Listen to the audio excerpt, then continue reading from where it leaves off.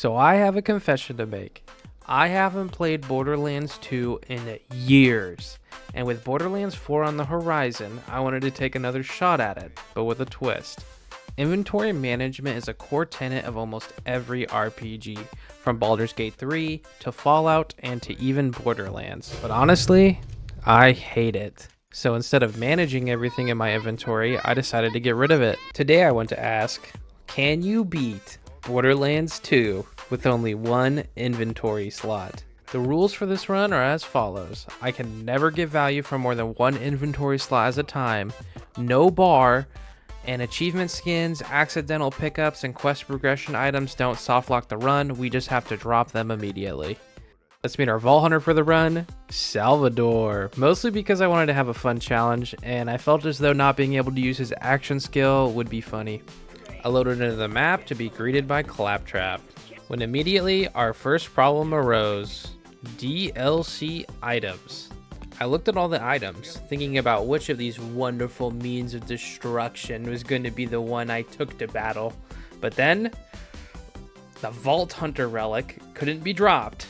So for the challenge run Grinches out there, no, you can't actually beat the game with only one inventory spot because you spawn in with inventory slots, therefore you can't do it. So yeah, I begged Claptrap to open the door so I could start looking for a solution. I looked around the hideout and I prayed for a loot stash so I could drop the Hunter relic off there, but to no avail.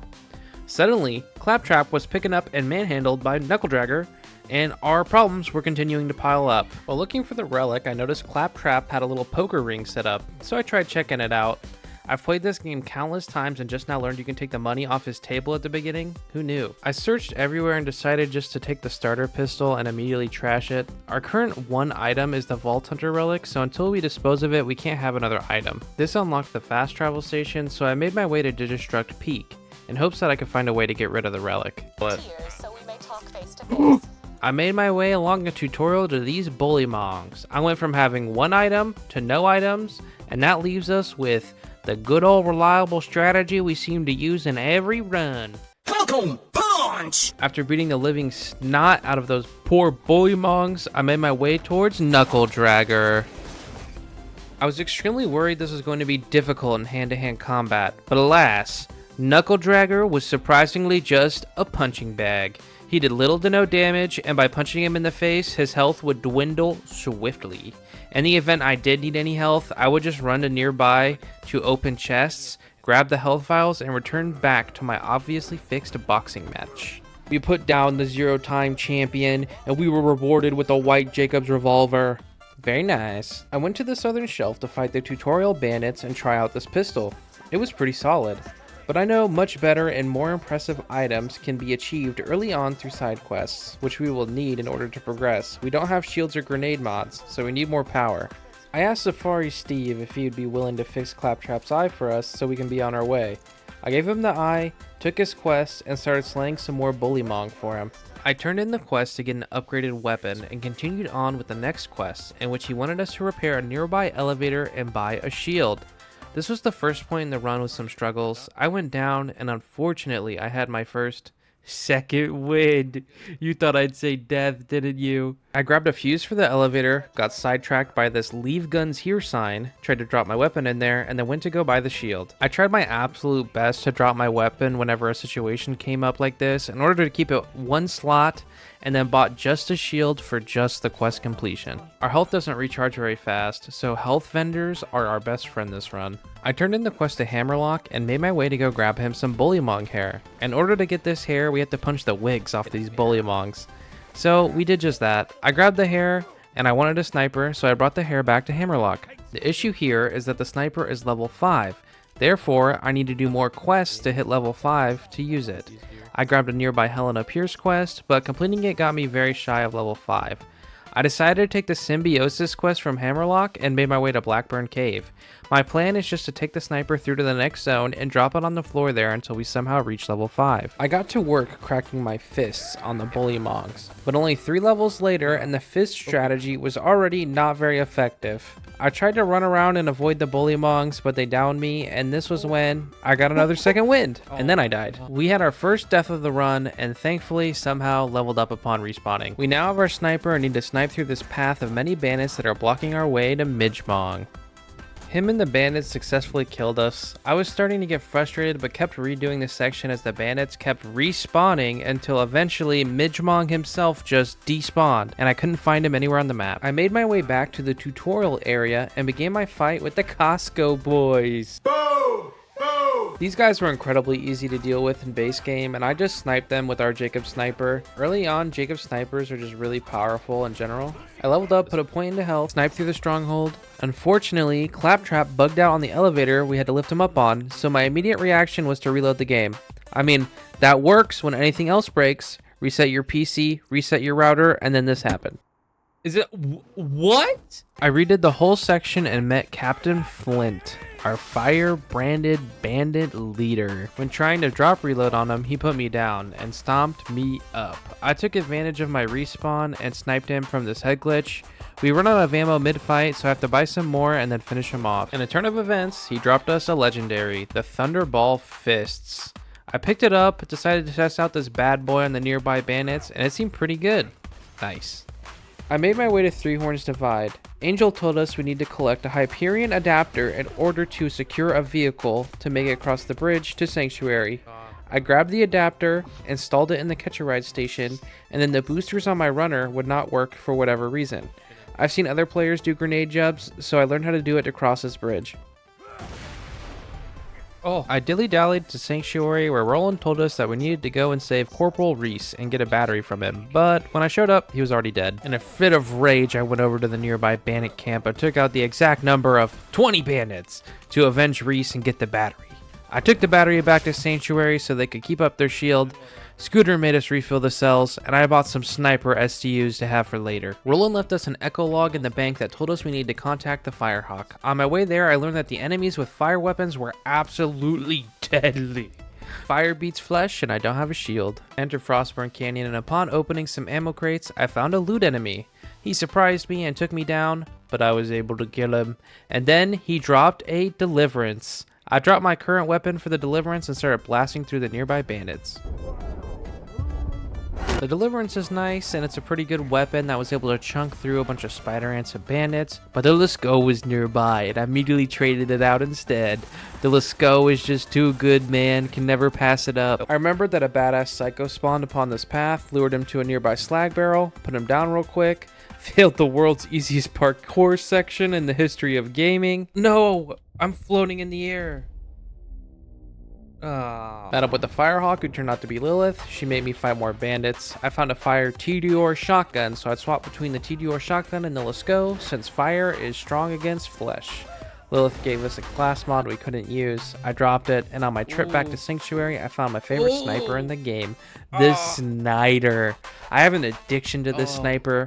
I immediately sold my Lasco for it. It may not be the smartest choice, but it's the right one in my book. I picked up a side quest to assassinate some assassins and cue the sniper montage.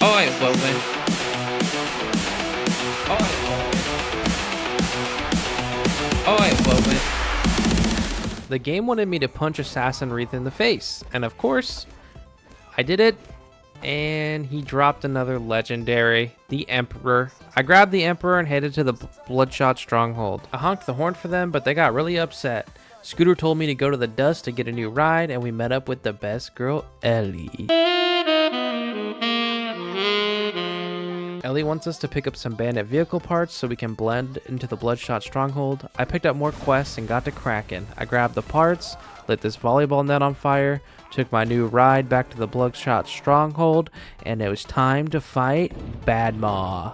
I tried to knock him off the map with some grenades, but he ended up just floating around like a mystical being floating on air.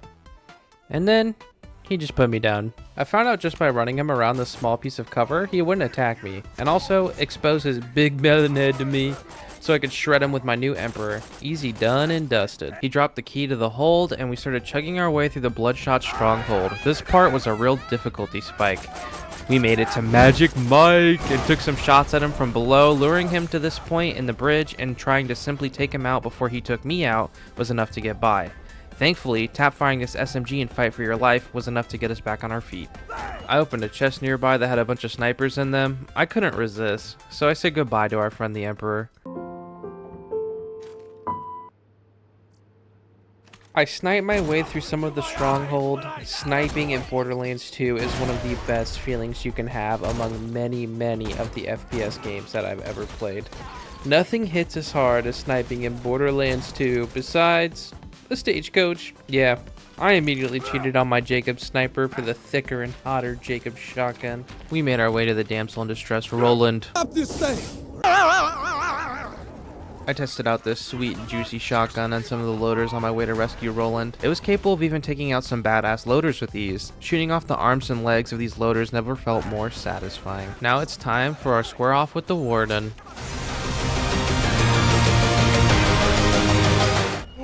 As a reward for putting down the warden, Roland awarded us with some Grimace Shake coupons, and I made my way back to Sanctuary to report in for my next mission. Upon arrival, I snuck up on a couple of lovebirds and listened to their little conversation. I really hope nothing bad happens to either of them later on. That'd be a shame.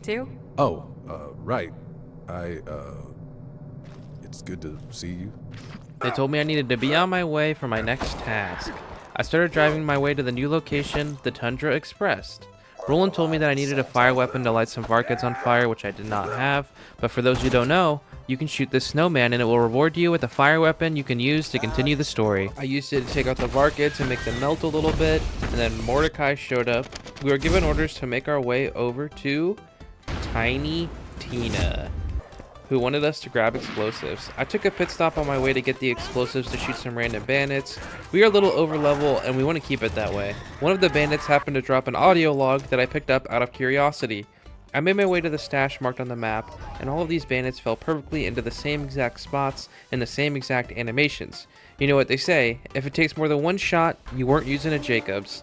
I went to grab the quest reward, with it being a Ravager shotgun.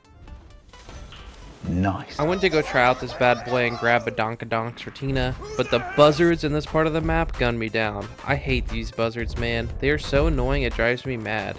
I looted some cash, grabbed the Badonkadonks, and I was going around looking for ammo and money for my new shotgun when a loot enemy spawned. No legendary, and then I made my way back to Tina. That's right. Twin sisters, man. Oh, take them. Take them, take them, take them, take them.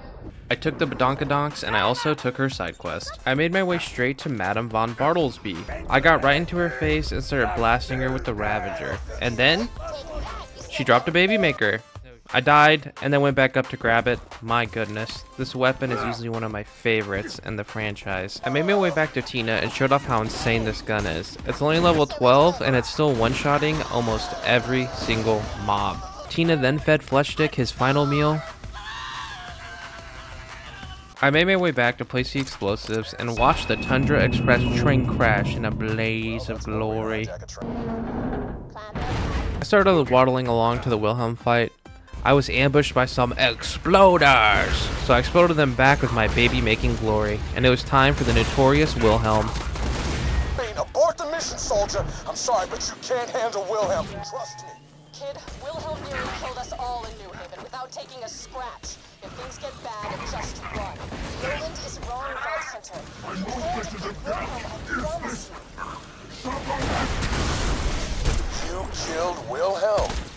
Holy hell. Jack doesn't stand a chance. I picked up the power core and went back to Sanctuary as the savior, victorious, easily defeating Wilhelm like a true Vault Hunter.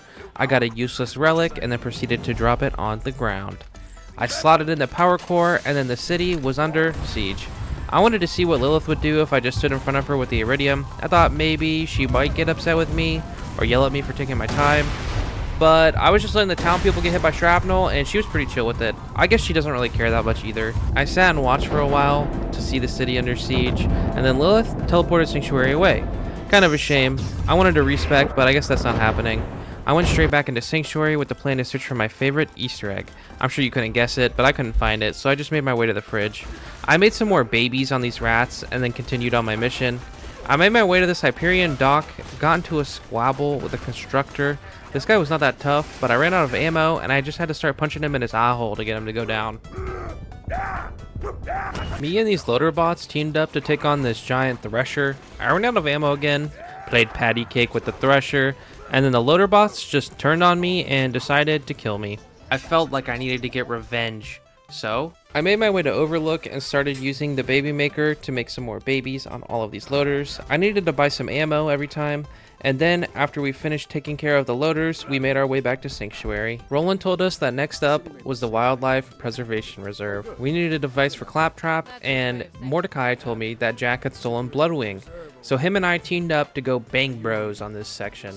I struggled my way through the Wildlife Reserve, exploding each loader one baby at a time.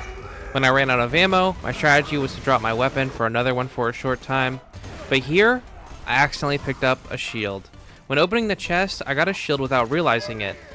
The pickup radius is large, so when I pressed E, it picked up the shield. So I decided to reset the whole area and did the entire thing again as punishment. I filled up on ammo and continued to make my way back through the Wildlife Preservation Reserve. I really felt like I did need to redo this whole section because that shield was it was a benefit in that scenario. And then eventually we made it to Bloodwing. I was expecting this Bloodwing fight to be the first hurdle of the run, where I may have gotten stuck and had to come up with a clever idea to eventually bypass this area. But one Tedior Chuck took out most of his health bar. I grabbed the Claptrap upgrade, felt some sadness watching him pass away, and then took a moment of silence for him. The baby maker was too overpowered, so I decided to use the little bit of money I had left to hit the slots at Moxie's bar. The first item that we happened to get was a bandit AR. I'm pretty sure this is one of the worst items in the game, so I kept rolling again, and of course, I received a freaking bandit bomb. White bandit AR it is. I made my way to 1,000 Cuts to go and meet the Slab King. The white AR might be one of the most amazing weapons I've ever had in a Borderlands game. It does exactly 69 damage per shot, which was quite fitting for the moment. But I would go down a lot and have to shoot barrels to do any damage, and I died a lot.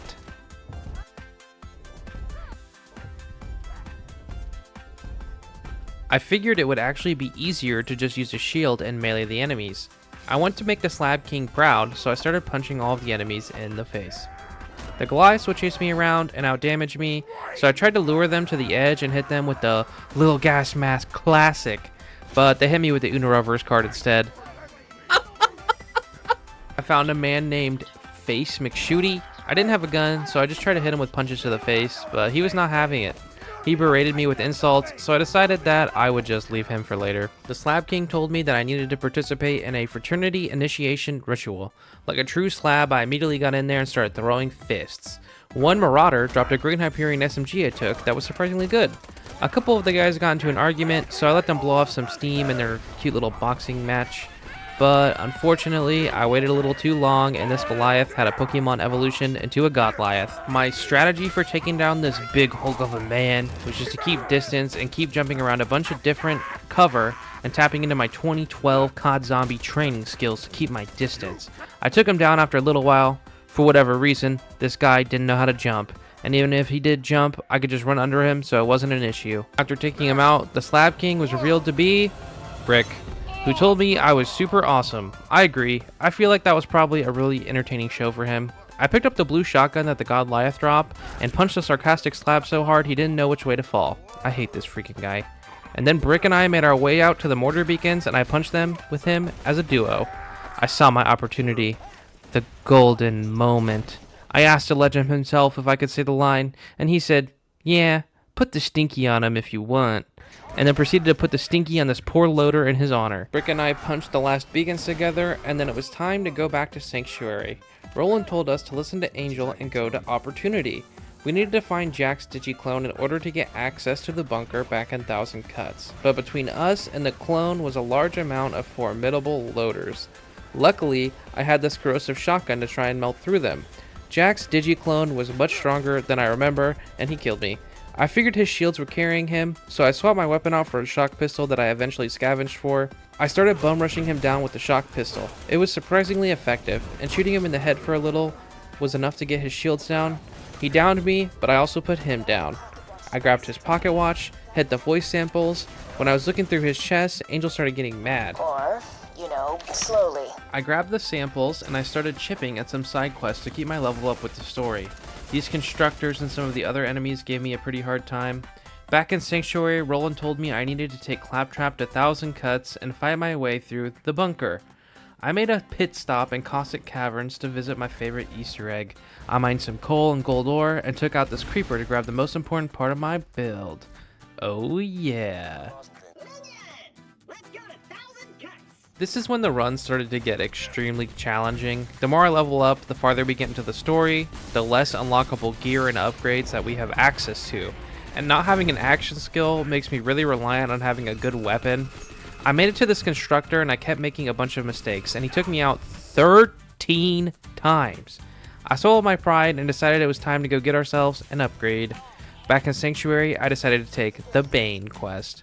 Marcus told me that it was a sick nasty gun and that a bandit out at the dust had the weapon. I grabbed the bandit's echo log, went to go fight this bandit named McNally who was said to have the Bane. Luckily, I had this nice fire doll assault rifle. I shot him in the head for a little bit until this happened. No. I took the Hammer Buster and made my way to Lynchwood to find the Bane. The Hammer Buster does a really strong amount of damage whenever I could manage to land a headshot, but the sight on this weapon with its accuracy made it really hard for me to get headshots from a distance. I made my way to the Bane. I was really not enjoying this Hammer Buster at all, so I made the decision to drop the Hammer Buster, and luckily I got a corrosive Bane. I could move a little bit at a time by drop reloading, so I figured this thing wouldn't be the end of the world. I also put it into my inventory whenever I wanted to move larger distances, and just decided that I could make do with this weapon by menuing.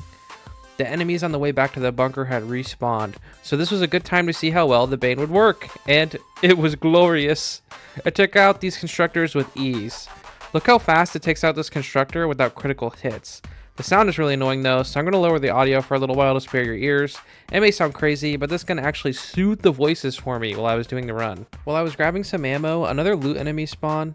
I reacted to this and remembered to pause and pull out my Bane, but it was already so low the little shit was able to get me. The next constructor was not too bad. The corrosive Bane was really well suited for this portion and was able to do a solid amount of damage. The Bane could take out the constructor shortly after it spawned, so I didn't have to deal with it as much. When these things have time to get their footing, they become significantly more annoying. I just remembered a certain promise I made to an earlier friend. I tried shooting him with the Bane, but 500 bullets and we didn't tag him a single time. I ran out of ammo and used a nearby pistol to get the job done. I made my way up through the bunker and pulled the Bane out on these turrets and started blasting them away. The Bane would get me down a lot though because I couldn't reposition very often. I've never been down during a cutscene before, but if you wanted to know what happens, it's not a fun time. Oh. Greatest defense bot ever built. Okay. The Bane was awesome for getting to the bunker, but for actually fighting the bunker, I lacked the necessary movement to stay alive. I was lost as to what to do. I used my "Who wants to be a millionaire?" lifeline to ask my friend DemOrbs what he would do if he was in my situation. He recommended me to get the Morning Star from a quest in Overlook. He knows that I am an avid sniper enjoyer. I grabbed the quest for the Morning Star and I started using my new strategy, the punch and pump.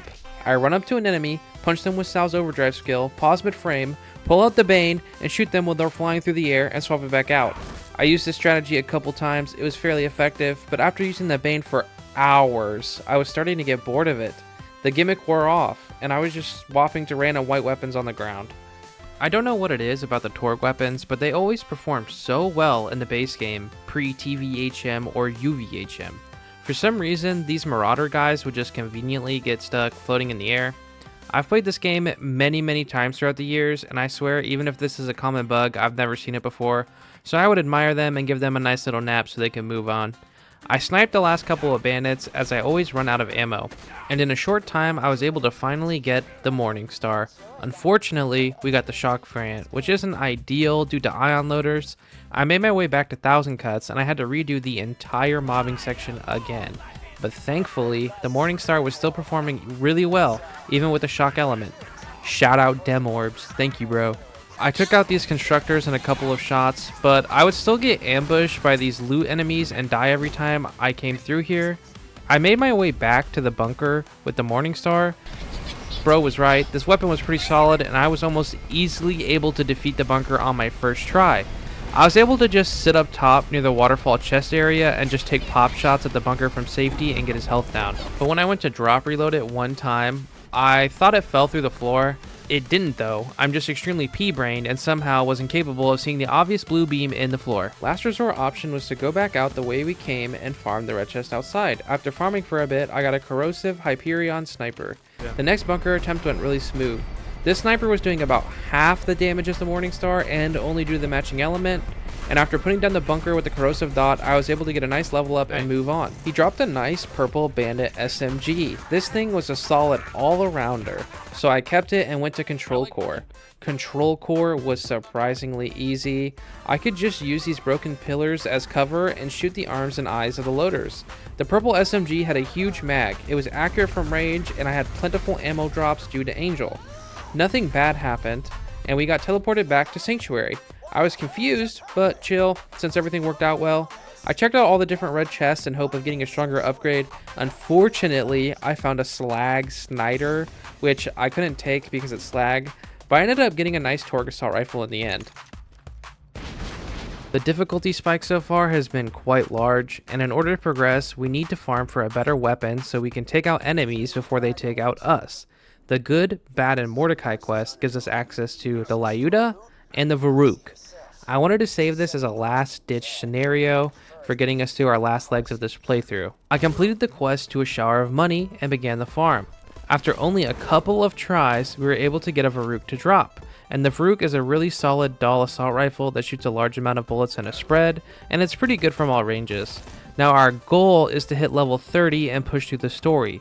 We need to hit level 30 to reach the arid Badlands and be comfortable progressing. I took a side quest from Brick and made our way to Sawtooth Cauldron to push level 30. Brick wanted us to go around and raise a good amount of bandit flags. Whenever we activated some of these flags around the cauldron, a bunch of buzzards showed up. As you know, I hate these buzzards, but thankfully the Varuk is an ideal weapon for this job. I went around the rest of the map and decided to place all of the flags. After that, I went and turned the quest back in and went into the fray looking for another side quest. I picked up the Lost Treasure side quest. I was curious what this purple pistol could do, as I've never had it before. I went and fought all of the bandits to acquire each of their map pieces, and then I realized there's no way in hell I'm going to try and do all of these little objectives. In what world would anyone want to do all of this just for one side quest? It made my brain hurt a little bit. I went back to the Iridium Blight, grabbed some more side quests, took time to contemplate if I wanted to jump off this cliff. Do I want to continue? Do I want to finish this challenge? Yes. So in epic gamer fashion, I jumped off the bridge with a little spin action. I made my way back to Grandma's house, but... No, Grandma! No. I grabbed the buzz axe, turned in my quests, and made my way to the Arid Nexus. Intruders detected. Locking path to info stock. Okay. Never mind. I guess we had to go back to Sawtooth. I completely forgot about that bridge opening. We had to take out these ambush commanders inside the cauldron. My very inefficient strategy for taking out these ambush commanders would be baiting them into shield bashing me by meleeing their shield and then backing up to dodge the shield and then going back into them for a lot of easy free crit shots on their heads while they couldn't shoot back. I made my way to go and take out Border's buzzard to try and bait him to come out of his tower. It was nice watching his buzzard explode after all the hard work we did in this region. Bring her! No! That's it, Slab! Mortar himself wasn't a very tough fight. I just shot him with the Varuk and would punch him around like a little baby man. I made my way up and I took out some of these buzzards to clear the way for the Slab ones, and I befriended a guy named Ulysses who needed some help trying to get off Pandora. I accepted. I went and grabbed his pet fish. Look at this cute little guy. He gave us a nice check of XP and some iridium. I wanted to see if I could fly off into the sunset with him, so me and him jumped on top of the beacon together. He got smushed by a flying box that fell out of the sky. Jesus. It was a real tragedy. I tried to see if I could find a way to get in the box to help him, but I was not successful. I jumped off the tire trying to be a cool guy, especially to make Brick make me think I look cool. It was time to make our way to the Arid Nexus Boneyard. Once we made it to the boneyard, the pipe we needed to climb in order to progress had a broken ladder. Sal is too short with his stubby little legs to get up any other way, so we had to find a way to break the pipe. I overloaded the first pump station, used the Varuk to clear out the following stations filled with sergeant loaders. I hate that you can't shoot their limbs off, and drove into the pipe to blow my way through. We finally made it to the last stretch of the run, the arid Badlands. I made my way straight over to the bounty board with the intention of grabbing the Uncle Teddy side quest. Una Baja, TK Baja's niece, needs help finding proof that Hyperion stole TK's weapon designs and to help avenge his death. I made my way to his basement and found echolog clues to find his schematics. I pulled the side lever on this vending machine and the blueprint popped out. I delivered the evidence back to Una Baja, and in reward I received the Lady Fist. It's time to go over the plan. The Lady Fist is a Hyperion pistol with amazing accuracy and an 800% bonus to critical hit damage. In Sal's left skill tree, there are a couple of skills that complement this baddie of a pistol. Quick Draw gives us 10% crit damage, I'm Your Huckleberry gives us 15% pistol damage, and Money Shot makes our last shot do an additional 480% damage. So if you carry the exponent and know that these damage types are multiplicative with this one and the base damage with this one, and all this math turns out to mumbo jumbo combo that is a nice amount of damage, then you get 800% plus 10% plus 15% plus 480% equals a lot of damage. Now it's time to fight Saturn, the most wonderful loader bot besides Uranus. Saturn slammed onto the highway, and I started shooting him while I was looking for his crit spots. I tried shooting turrets thinking they might be crit spots and that taking them out would make him easier to fight in general. I kept looking for a crit spot. I read online that shooting him in the back of the foot was the crit spot, so I tried it myself. It didn't work. Our only strategy left is to just dump an obscene amount of bullets into him. I set up on this roof next to this chest that had other weapons in it. I would have a healthy supply of bullets of weapons and just blasted him. I ran out of Lady Fist ammo, swapped to a Hyperion SMG I found, 500 bullets later, and I was able to eventually take him down after a while thanks to this nice little spot. I refilled the ammo on my Lady Fist and made my way to the info stockade. Here is the Lady Fist combo we talked about earlier actually being usable on a constructor. I cleared out a good chunk of the info stockade and then found the access terminal that spawned in some more constructors. I fisted constructor 1 and then I fisted constructor 2. Proceeded to make my way back to Sanctuary, in which we had to turn our quest back into Mordecai. We were fully prepared for our final push to finally take down Handsome Jack once and for all. Mordecai wanted us to go to Heroes Pass with Claptrap. It's time to end this! I'll meet you out in the Iridium Blight! We met up there in the Iridium Blight and began the final mission. The Lady Fist was able to make quick work of all the loaders. Claptrap opened the door for us, but unfortunately he couldn't come with us because of the stairs. Poor Claptrap. At least he got us through the door. We entered Heroes Pass, let Brick tank for us and shoot the loaders from afar. Our main obstacle was this elite constructor, which we easily disposed of with Sal's money shot. I entered the Vault of the Warrior. Lilith was trapped and was using her Saturn powers to charge a key. This is where we start our final fight with Handsome Jack. Jack wasn't too bad of a fight. Just a couple of headshots and he was easy done and dusted. But upon defeating Handsome Jack, he summoned the Warrior. My strategy for the Warrior was to get to the high ground and shoot the rocks off his chest to expose his weak spot, but I was having a hard time getting reliable damage on him this way. He moves around a lot, and I would always have to reload.